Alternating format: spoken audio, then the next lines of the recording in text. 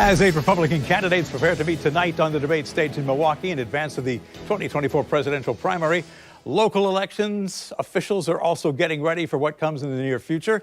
Supervisor of Election Jerry Holland joins us now here in the morning show. Hey, good to have you here. Thanks, Bruce. So it's been 8 years since you were in that position, and a lot has changed. Today is National Poll Workers Day. A bigger challenge in getting people to work as poll workers? It really is. And COVID kind of brought on the biggest challenge years ago. But now it's just finding the people who are dedicated and committed to it. And also, we've got to make sure we have people of both parties to make sure we have that transparency and everyone being up board. So in recruiting people to work the polls come, the primary first, what is it you're looking for? Well, what we're looking for is people that are committed to the entire day of the election, which is about 14-hour day. We do compensate them for it. We hear all the time they're volunteers, but we do pay them. We give them 3 hours of training, and we really encourage them to be a part of the electoral process. And they're there on the front line. We hear so much about the integrity of the elections. And when they're sitting there, what they do is, they make sure that the people who are coming to the polls are who they say they are valid. And I tell you, the challenge in the past has been we haven't had precincts with both parties in them. We had 18 precincts in the last election, didn't have a single Republican in it. We had 26 precincts that only had one party in it. So in those cases, we want to make sure we have both parties represented and everybody's watching everybody. So if somebody wants to be a poll worker, what do they have to do? Well, go to our website. We've got a link right there at duvalelections.gov that you can sign up. Call us, 255-VOTE. We'll get you signed up. We'll get you signed up for training. We'll get you prepared for the March elections. So let me ask you about the precincts themselves, and you touched on this in a story with Jim Piggott last week.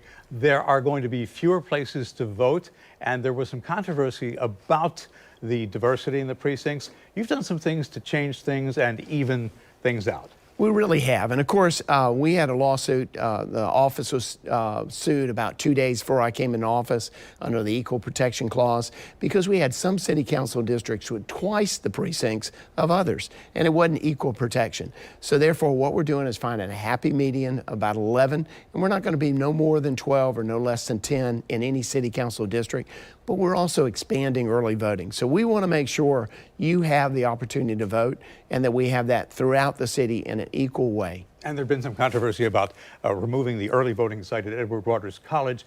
You made sure that that's going to be back there. We're committed there. The community wants it there, and we'll have an early voting site at Edward Waters University. And I saw when you released the budget that there's a big need for the tabulating machines. Again, back to the efficacy of the vote and whether or not it's fair.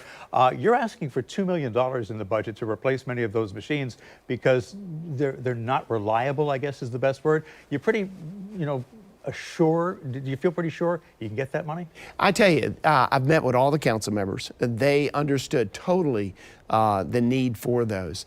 We've had them over 12 years. We were one of the first counties in Florida to have the ES&S DS200s as the equipment, and so we're upgrading those. We're one of right now 10 counties in Florida that are at end of life. And what happens when these equipment fails, it's not that they tabulate incorrectly. They stop during election day. And if you want to lose confidence, tell a voter they don't have a machine to put their ballot in and they have to come back later. That takes away confidence. So we want to make sure we have equipment that will be working on election day. I will continue to follow that story. And if you want to talk more about the changes and things like that, the efficacy of those machines, the fact that they're not working, and the fact that the Supervisor of Elections went to the City Council and asked for things in his budget, you'll find Jim's story posted on news4jax.com. Jerry, always good to see you. You too, Bruce. Thanks very much. We'll be right back.